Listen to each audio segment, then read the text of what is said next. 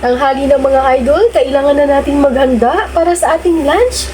At naisip ko na magluluto ako ngayon ng chop suey at fried chicken. Kaya tara, samahan niyo ako at ihanda na natin ang ating mga lulutuin. Gawa na natin ang ating mga gulay at huhugasan lang muna natin para siguradong malinis ang ating ihahain sa ating mga mahal sa buhay, mga ludi.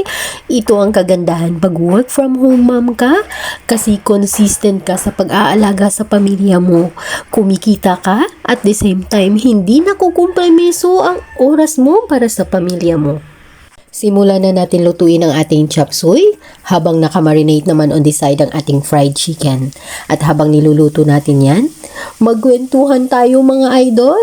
Sabi nga ng isang bigating vlogger, kapag nag-uumpisa ka pa lang, ipon ka lang ng ipon ng mga magagandang contents mo. Huwag kang manghinayang kung makikita mong wala pa yung masyadong views ngayon. Minsan kasi parang tatamarin ka na at paghihinaan ka ng loob. Sasabihin mo, magaganda naman yung mga contents ko, bakit walang nanonood? Okay lang daw yan. Ipagpatuloy mo lang daw yan. Maging consistent ka. Dahil darating yung isang araw na meron dyan isang magba-viral at yung mga tao pupuntahan nila yung profile mo at maghahanap sila ng iba pang mga video mo na mapapanood. Kaya dapat marami ka nang naipon. Kailangang ready ka pag dumating ang oras na yon. Kailangan nakahanda na yung mga contents mo dahil sunod-sunod na yan makikita nyo. Ang isang viral video, dala-dala pati ang iba mong video. Naluto na yung ating chop suey at isunod na rin natin ang fried chicken. Dahil kanina pa nagugutom si Lorraine at kanina pa siya nag-aabang.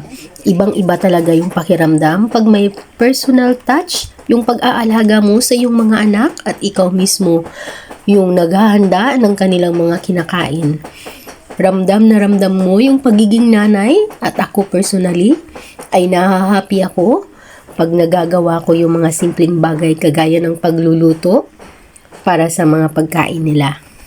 Hanggat kaya talaga ng katawan ko, mas prefer ko talaga yung nagluluto talaga sa bahay kaysa bumibili lang ng lutong ulam. At ayan na nga, dahil excited na nga siya na kumain at nagugutom na daw siya, ay nag-volunteer na mag-prepare ng aming table. So ayan, may pa-table napkin pa si Lorraine. So yan yung kagandahan. Pag hands-on ka sa iyong mga anak, nakikita mo sila kung paano silang lumalaki. At nakaka-happy at nakaka-proud na nakikita mo sila na may natututunan sila personally galing sa'yo.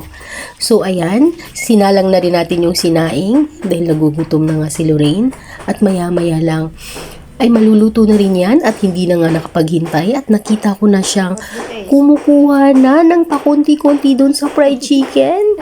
At napakasarap daw at excited na daw siyang kumain. So ayan, naluluto na nga yung ating kanin at ihahanda na natin yung ating mesa para makasimula na tayo ng lunch. So ayan, ready na tayo. At syempre bago kumain, kailangan nating magpasalamat sa maliit o malaki mang blessing na meron tayo. So happy eating! Salamat sa pagsama.